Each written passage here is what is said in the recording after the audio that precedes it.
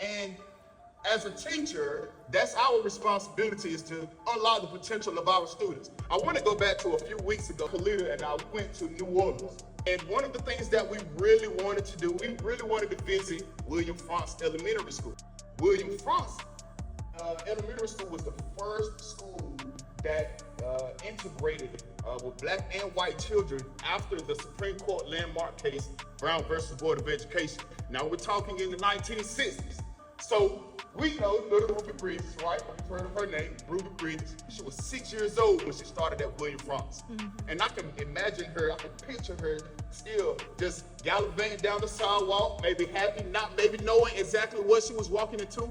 But at the same time, once she walked into that building and she was there for the first, week or two, I said that there must be, as we were at the school, I said there must have been a teacher, an administrator, or somebody that made her feel welcome. Almost every teacher in William Frantz decided that they would not teach little Ruby because she was a little black baby. Most parents took their children out of her classroom. And so again, I was wondering, Ruby probably felt some heavy weight. She probably had some sort of an imposter syndrome, feeling like she didn't belong. But then I found out she did have a teacher. She had Miss Henry. Miss Henry was that teacher that sat with Ruby for that next school year, just her and Ruby in that classroom. Miss Henry took a special care of Ruby, given that Ruby was in a situation where most schools were still segregated. She was the first to integrate. She had come from a home of a supportive family, but even she was bringing that sort of invisible backpack. And so I wondered, someone had to have taken care of her, so it was Miss Henry. Miss Henry was the person, she was the teacher that made her feel welcome. And Ruby described Miss Henry as that person who made her feel comfortable, who made her feel like she could achieve her goals. Even when the world around her was not normal, Miss Henry made her feel welcome. Now, I'm looking at a bunch of Miss Henrys and Mr. Henrys right here. That's who we are as educators. We serve as the Miss Henrys and the Mr. Henrys. Most of our students, many of our students come to school and they look forward to connecting with you. They look forward to giving you that fist bump or that high five or that pat on the back or a hug to show them some love. They look forward to that. You're Miss Henry. You are Mr. Henry. What matters is that we strive to unleash the talents widely and deeply of our students, of our staff, our colleagues, and our communities. That we strive to help our community reach their potential. And it's also important to remember that the level of education that we obtain is directly related to, it is a prerequisite to what we achieve.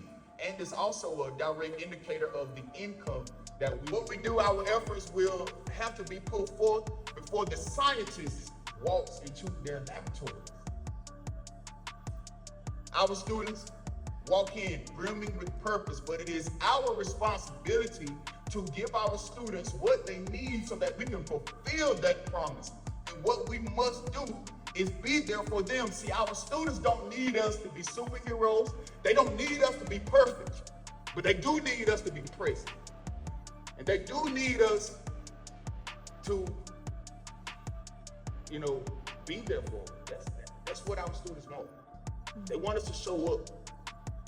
They're not asking us to be perfect. So don't be afraid to make mistakes. Again, it took me 3 tries to pass my praxis teaching social studies. It took me 3 tries.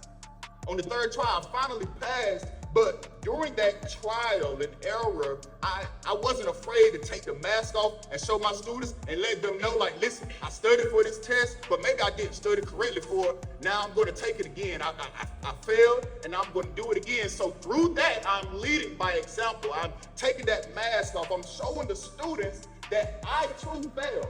I too don't accomplish some of the goals that I have set out to achieve.